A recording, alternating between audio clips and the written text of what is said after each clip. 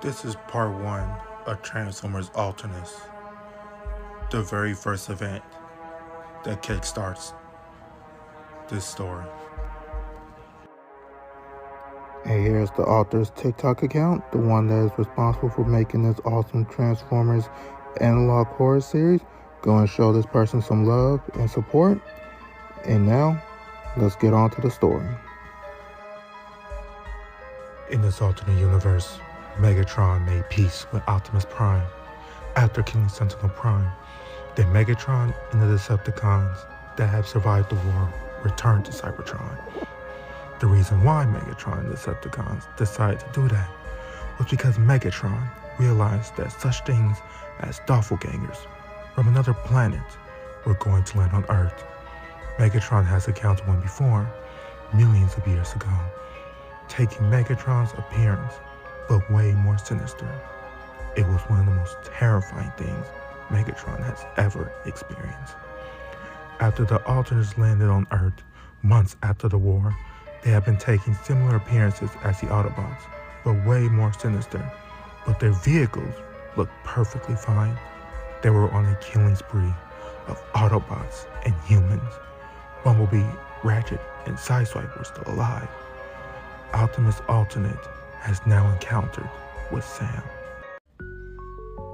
And that was part one of this horror series. Stay tuned for part two, when Bumblebee encountered his doppelganger. And again, all the credit goes to this creator here. Their account will be tagged below. Until next time, when we talk about part two.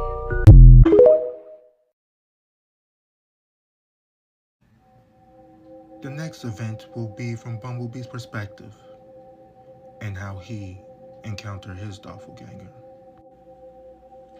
And this is the author of this amazing Transformers horror series. Go follow this person's account, show him some love and support, and on to the story. After the Chicago War, Bumblebee got his voice back from parts of dead Decepticons. Days later, B had to leave Chicago as soon as possible, leaving Sam behind because the US government turned against the Autobots, and the government thought it would be easier to kill all Autobots and the alternates since they couldn't tell which one was the alternate. But then they realized that it was one of the biggest mistakes in the history of mankind. But it was already too late. Days later, after Bumblebee made it to Austin, Texas, hoping to make it to Mexico, he was informed by Ratchet through the radio that Sam was killed brutally by Optimus Prime's doppelganger. Sam died, saving time for his girlfriend and parents. Bumblebee heard the devastating news. He knew he shouldn't have left Sam. He should have never listened to Optimus. Optimus is dead, then Sam's death a few days later. A truly hell and agony for B.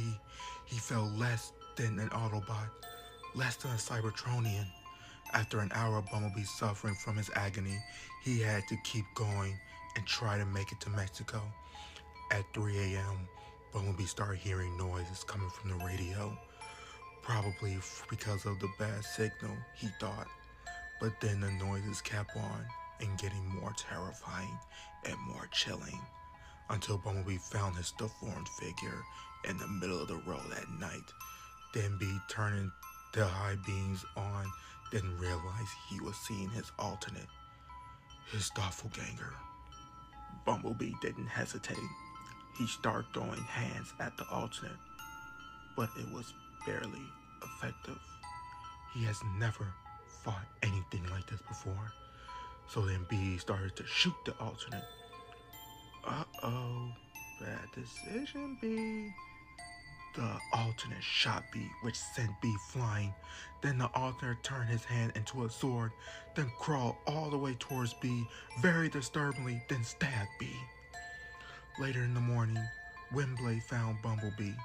It was the first time she had seen him ever since B left Cybertron with Hot Rod.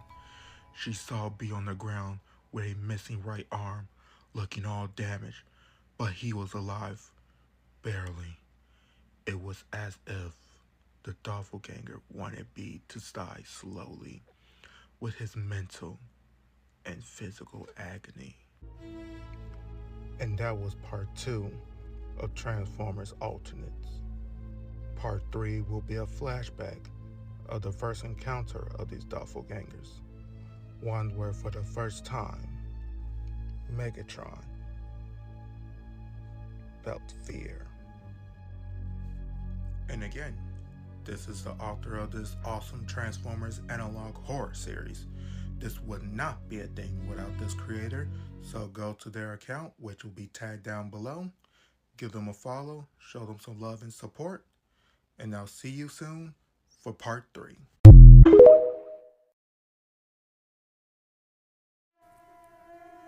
Part 3 of Transformers Alternates. The event that took place millions of years ago when Megatron met his doppelganger. All the credit goes to this TikTok creator here. Their account will be tagged down below. Go follow them, show them some love and support, and on to the story. Millions of years ago, way before Megatron and Optimus Prime were foes, way before Megatron was even Megatron, Megatronus was informed by Soundwave that he has detected noises and signals from the planet Malum Pax, one of the closest planets to Cybertron. Megatronus flew from Cybertron to Malum Pax to check what it was, with the most accurate coordinates, of course. Soundwave told Megatronus that it could be a form of life and that he should have taken others with him. But of course, Megatron's ego wouldn't do that, and he only thought that it was just a lost Cybertronian sending signals for help. A month later, after Megatronus arrived, he flew towards the coordinates that Soundwave had given him. When he arrived, all he saw was just the mountains falling apart, like some type of seismology or something like that. But it didn't matter to Megatronus, so then he just starts to take off and fly away until he sees something standing still. So then he goes towards it, then lands 20 meters from it. "Are you Cybertronian? Are you lost?" Megatron said in Cybertronian. Then the thing started to stare down the ground. "You look afraid," Megatron said in Cybertronian. Then the thing turned around, looked directly at Megatron's spark. Megatron stood frozen like never before and analyzed how the thing that he has encountered looks exactly like him, but in the most deformed way possible. Both of his arms have a huge length, but unevenly, with long, sharp, pointy fingers. "No, you're the one who's going to feel fear, Megatronus," said the alternate with perfect Cybertronian. Then the alternate, or doppelganger, started to run very disturbingly with both of his arms towards Megatronus. Megatronus' instinct activated, then he started shooting at it, but the alternate was so fast that it dodged every shot. Then it stabbed Megatronus with his fingers, then raised him high up. Megatronus didn't hesitate. He pulled out his cannon and shot the alternate's face. Half of the face was gone, but it was still alive. Blood-like liquid splattered all over the area. Then Megatron stabbed through the alternate's arm. That stabbed him. Then with no hesitation, Megatron ripped the alternate's arm off. Warm flesh-like stuff coming out of the alternate's wound. Something Cybertronians had never seen before. Something that Megatronus couldn't comprehend. The alternate got down to the ground. Then it started to slither towards Megatronus, then jumped very high, painting its flesh-like fingers towards Megatronus' head. But Megatronus shot it with his cannon. Then it went flying towards a mountain. Then Megatronus flew towards it. Then Megatron noticed that it was only missing the other arm. That's impossible. Should have been obliterated. His cannon was fully charged. At first, when Megatron shot towards his head, Only half of it being gone made sense, because it wasn't barely even charged at all. The alternates started to tell stuff to Megatronus that he would never wanted to hear in his life. It almost made him want to unalive himself. Megatronus never felt this way. As soon as Megatronus' cannon got fully charged, he shot at the top of the mountain. Then all of the huge debris and rocks were falling towards them. Megatronus flew away from the mountain to watch the alternate get crushed by the huge debris. Megatronus flew back to Cybertron. Whether the alternate was dead or not, he didn't care. As long as he witnessed it, getting crushed would keep Megatronus calm. Even though the voice of the alternate would haunt him for over 1,000,000 years, he never spoke a word about this incident to anyone, not even his most loyal soldier. And that was part 3 of Transformers Alternates. Part 4 will be going back to the present day from the perspective of Mirage and Optimus Prime. Once again, all the credit goes to this TikTok creator here who was responsible for this series. This series wouldn't be a thing without them. And go give them a follow, show them some love and support. And I'll see you on for part 4.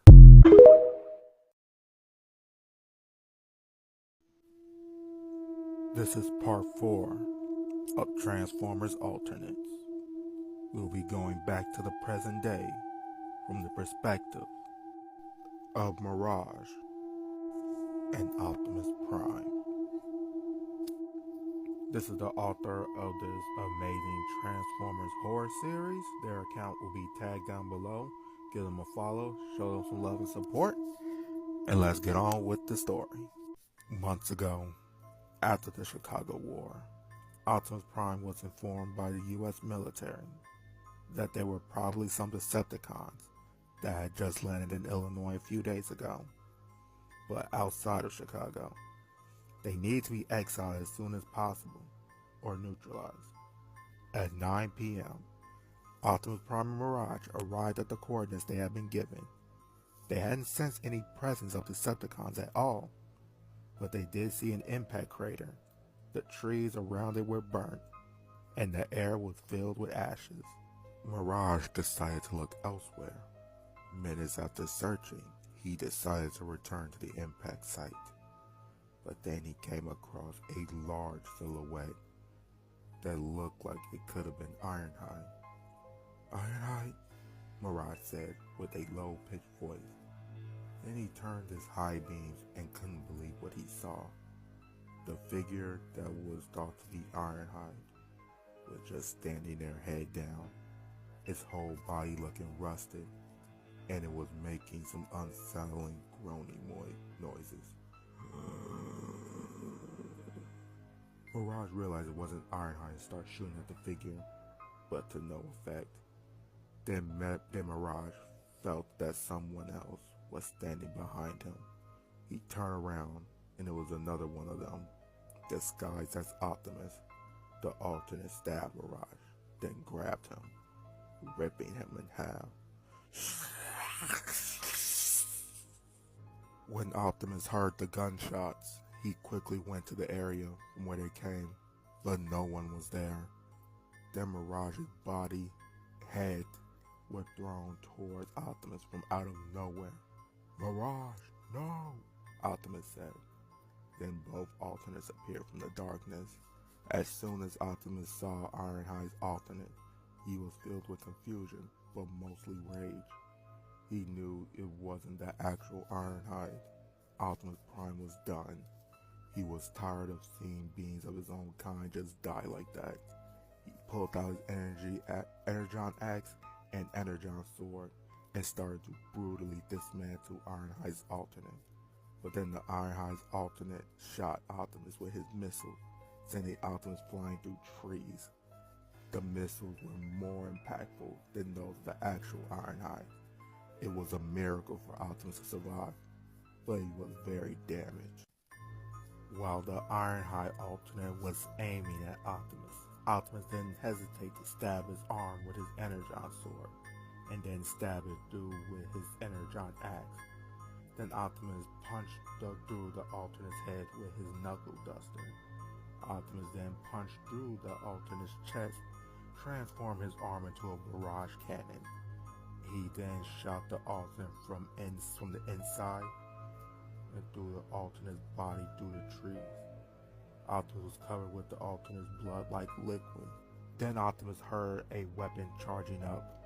He got shot through the chest, his right arm, and almost half of his chest were ripped apart.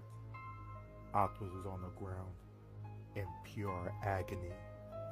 He was turned over and saw himself, his Alternate, with long, disturbing, razor-sharp fingers and about 4 times bigger and buffer than Optimus.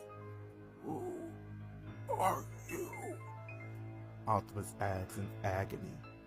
"I'm you, and I'll be you," the Alternate said. Optimus tried to shoot him, but the Alternate was stepping on Optimus' chest, which made it very difficult. And then Optimus' eyes went dark. Optimus had died. Then Optimus' Alternate transformed into a semi-truck and started heading towards Chicago while sending coordinates to other doppelgangers. And that was part 4 of Transformers Alternates. Part 5 will be in the perspective of Megatron once again, back on Cybertron, when he realized a very shocking and disturbing realization. Again, this is the author of this amazing Transformers horror series. This would not be a thing without this creator. And go give them a follow, give them some love and support. Their account will be tagged down below. And I'll see you soon for part 5.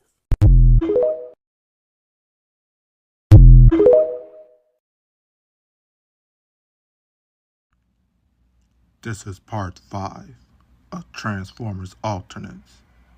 We will return from Megatron's perspective once again in the present day, on his way back to Cybertron, when he realized a shocking discovery. If you haven't listened to any of the other parts of this series, I recommend listening to them before heading to this next part. They're all circled down, so check them out if you haven't seen them. This is the author of this amazing Transformers horror series. Their account will be tagged down below. Give this author a follow, show him some love and support, and let's get on with the story. Months after Megatron left Earth, he was in space. Nearing his arrival at Cybertron, Megatron attempted to communicate with Barricade, but there was no response. He thought it might be due to his communication system being damaged after the Chicago War, but he soon realized that someone on Cybertron was trying to reach out to him. It was likely Thundercracker, he surmised. Upon landing on Cybertron, Megatron noticed that the planet was in much worse condition than he had imagined. It was lifeless, a state it had been in for some time, but the current desolation struck him with an unprecedented sense of defeat. My own race chose to protect a planet whose insignificant life forms only live up to 70 years over their own mother home? Pathetic. They chose a clerk over a million-year experienced gladiator. Now look where the clerk has led our mother home, Megatron said in a low voice, collapsing to one knee. Hello, Megatronus. He looked around, searching for the source of the disturbing, raspy voice. Then he saw a figure resembling Starscream. Starscream, I thought you were dead. I was informed that you were killed by the boy. As Starscream began to turn around, he disturbingly grew taller, his arms transforming to mantis-like sharp claws, and his face morphing to reveal flesh-like, distorted human eyes. Those eyes made Megatron realize that he had encountered an alternate, something he hadn't seen in a million years. Megatron transformed into jet mode and started shooting at the Starscream alternate. Starscream leaped high and brought Megatron crashing down, forcing him to revert to robot form. As Megatron laid on the ground, Starscream began stabbing him with his mantis-like blades. Without hesitation, Megatron grabbed his fusion cannon and shot through Starscream's chest. But the alternate was not dead. Megatron fired 10 more shots from his fusion cannon, to no avail. Starscream transformed into a jet, took Megatron up high, and attempted to rip him in half. But Megatron stabbed the alternate in the head with his fusion cannon claw sword, and then shot his head off. When they both crashed to the ground, Megatron saw the alternate lying there, headless. Then, to his horror, it stood up and regenerated a new face, revealing its true form. A form so incomprehensible, it threatened to drive Megatron mad. He ran towards it, intending to demolish it with his Cybertronian mace. But Starscream's alternate impaled him with its long arm. Megatron cut through it with his claw sword, and then continued firing his fusion cannon, yet it had no effect. Confused, Megatron saw other alternates, Barricade, Blackout, and Shockwave, and then his own alternate version of himself, which he hadn't seen in a million years. What are you all? Megatron demanded.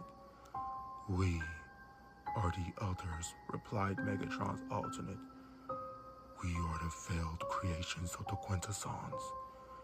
And now we are going to take over all of you, just for fun. Faced with this revelation, Megatron realized he couldn't let his ego prevail. He had no choice but to retreat and fly back to Earth. And once again, this is the author of this amazing Transformers horror series. This will not be a thing without this creator here. Go to their account, which will be tagged down below. Give them a follow, show them some love and support. And stay tuned for the next chapter and the events to come. Transformers Alternates Chapter 6. This will be from the perspective of Lockdown, when Lockdown encountered his doppelganger. This is the author of Transformers Alternates. Spider-Lord has finally returned. His account will be tagged down below. Give him a follow, show him some love and support, and let's return to this series with Chapter 6. Years before, the Quintessons ordered Lockdown to hunt down Optimus Prime. Lockdown was tasked with hunting down 5 Autobots. He was also informed that one of the Autobots was Prowl, who had taken shelter in a different galaxy. As Lockdown was on his way, he prepared everything for the hunt. While walking past his ship's prison, one of the knights, held captive by Lockdown, spoke out loud with a low-pitched voice. I sense your end. Lockdown replied, Don't confuse your fate with mine. Lockdown returned to his ship's helm as he was only a few miles away from landing on the specified planet. Lockdown despised this galaxy. His mind struggled to comprehend the life forms and nature within it. Sitting down to analyze coordinates for a few minutes, something caught his attention through the ship's viewpoint. Lockdown saw an eerie vision of himself, with stretched limbs and a bit of flesh, floating in space outside the ship's viewport. This inexplicable sight left Lockdown feeling paralyzed. and an unusual sensation for Cybertronians. I know what you fear. Lockdown alternate said. The vision disappeared, leaving Lockdown unsure if it was a memory malfunction or something else. Upon landing on the designated planet, Lockdown observed the extensive damage and destruction. The planet had been devoid of life for over 1,000 years, given the particular time dynamics, but he didn't care. Lockdown realized he needed to complete his task quickly. Hours later, in the darkness, Lockdown found no signs of Prowl or the other Autobots. Surprisingly, considering the planet's size, he couldn't locate a single trace.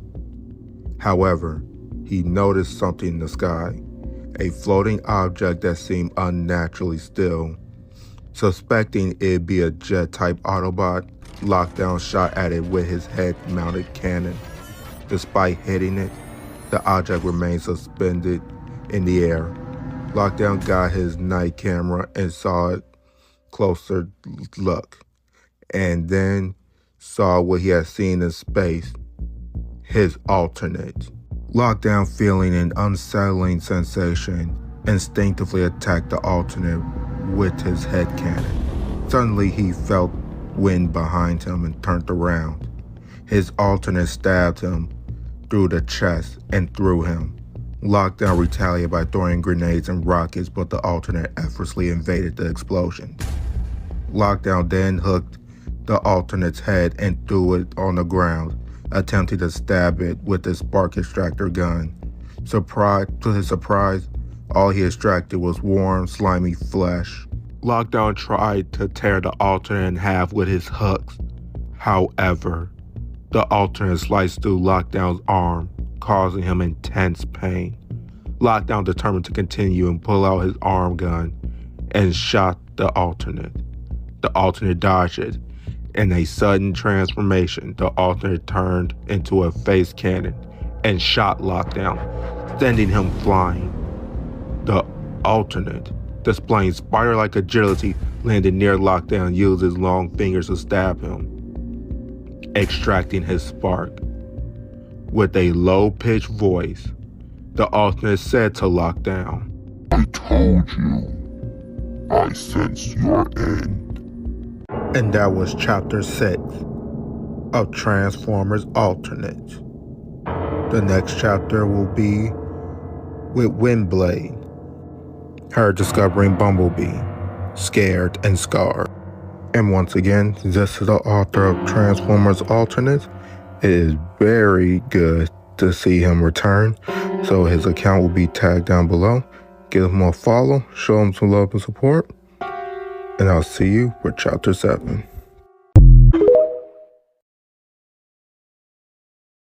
Transformers Alternate, Chapter 7.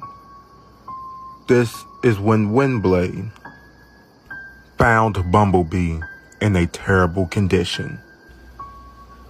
And this is the author of Transformers Alternate.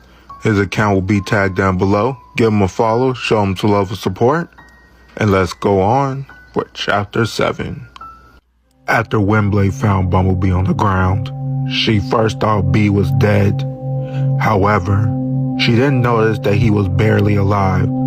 She also observed that Bee was missing some body parts, so she gave him some Energon to get his energy going again. After Bumblebee got his energy back, he communicated with Ratchet for help since Ratchet wasn't too far away, as he had informed Bee that he would take refuge in Tulusa. Later on, after Ratchet fixed Bee up the best as he could, Bee told both Ratchet and Windblade what happened. Then Windblade explained to Bee that what he had encountered was a doppelganger, and that they were failed creations by the Quintessons. She mentioned that there is no way of killing them. Windblade said that even if you take them down, they will just reincarnate, and at very rare times, they can come back twice as bigger and twice as stronger. She explained that when the doppelganger slash Alternates took over Caminus, she took down Chromia's doppelganger after it killed Chromia, and that it came back stronger. But the only way to take them all out is if we go into their realm and kill their queen. It sounds impossible, but we have to try and save our universe. But we are going to need Shockwave for this. Wembley said. Then Ratchet said, Shockwave was killed by Optimus. Plus, he wouldn't help us out. He will most likely side with the Alternates. No, wait. His body parts were conserved in a private place of a company named KSI. We could try and get his body parts, and hopefully revive Optimus as well. B said. Then Ratchet replied instantly, But B, we don't have a choice. We need to try. Bumblebee replied. And that was Chapter 7 of Transformers Ultimate. The next chapter will be in the perspective of Sizeway, when he gets a bunch of surprises. And once again, this is the author of Transformers Alternates. The author's account will be tagged down below. Give him a follow, show him some love and support, and I'll see you for Chapter 8.